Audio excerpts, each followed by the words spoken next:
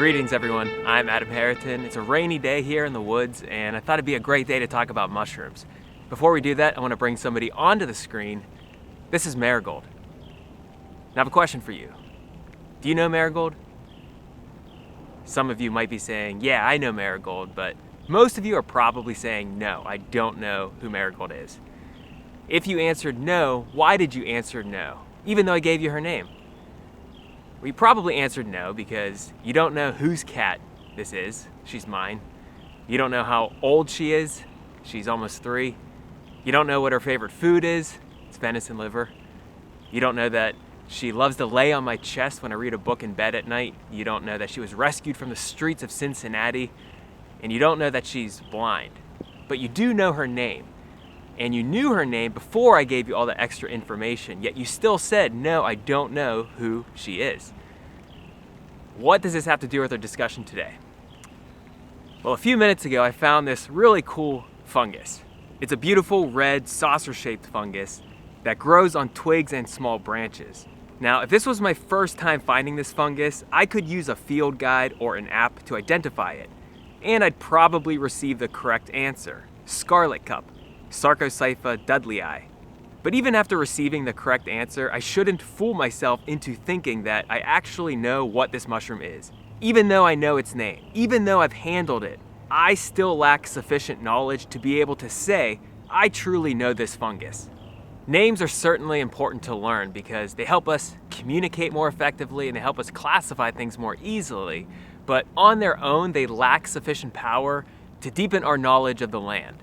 What good is it if we can identify 1,000 mushrooms, or if we can name every wildflower that grows in April, or that we added 50 new birds to our life lists, but we haven't learned who these organisms interact with, what their presence in a particular place means, and how we can use this information to integrate ourselves into the local ecology. Just like you don't know my cat, even though you know her name. We don't truly know mushrooms, or plants, or birds, unless we ask deeper questions and spend time with these organisms. In this video, I want to show you just how many connections can be made when our goal is to acquire ecological literacy and not just a name. So I live in Western Pennsylvania, and here in the great state of Pennsylvania, I always find scarlet cup on twigs and small branches of American basswood, and this is an American basswood tree right here, or on twigs and small branches of other trees where American basswood grows. This is fascinating, and it's fascinating because every single field guide that I own does not mention this association, and I checked every single field guide that I have in my house. Not one of them mentions this association. Now, I'm not saying that scarlet cup grows in association with American basswood everywhere, but the association is really strong where I live. This is incredibly fascinating information, and it's certainly a level deeper than just putting a name on this fungus. But we shouldn't stop there. We should then ask ourselves, so what?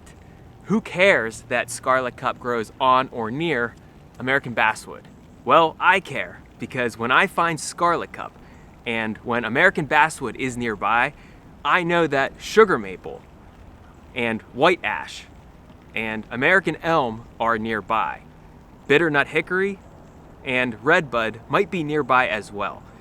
This is true simply because American basswood is associated with those trees. Again, this isn't true everywhere, but it's true where I live. And so we have to wonder again, so what? Who cares that American basswood and sugar maple and white ash and bitternut hickory and perhaps redbud grow near each other?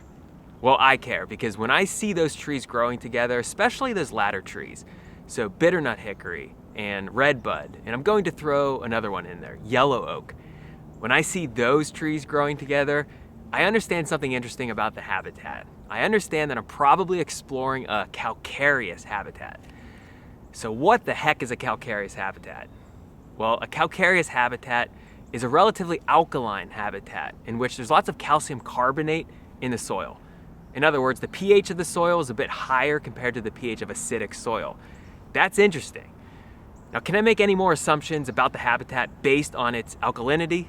Well, if the habitat is calcareous, and if the pH of the soil is relatively alkaline, I might expect to find some beautiful calciphilic wildflowers in the spring.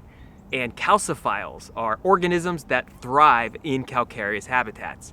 Such calciphilic wildflowers that I might see include golden seal, twin leaf, Virginia pennywort, and one of my favorite spring ephemeral wildflowers, snow trillium. And the connections continue with no apparent end to the connections. Remember, all I saw originally was this scarlet cut mushroom. And if all I ever learned about this fungus was what I read in a field guide or saw in an app, I wouldn't really know that much. Sure, I'd know its name, I'd know its anatomical features, I'd know that its spores contain a few big oil droplets, but I wouldn't know why its presence in this particular habitat means anything at all. Why is it here? Where does it go when it's not here? Who does it hang with? And what does it all mean? These are questions whose answers help make visible the countless connections that are invisible to those who haven't learned. When you do the work, when you ask good questions, when you make the necessary connections, the entire forest has a way of revealing itself to you, all in a single mushroom. Be grateful when it happens, but don't be too surprised when it happens. You asked good questions, you received good answers. Thank you so much for watching this video. I truly appreciate it. If you'd like to support the work that I do, please subscribe to the Learn Your Land YouTube channel and head on over to learnyourland.com and sign up for the email newsletter. Thanks again for watching. I'll see you on the next video.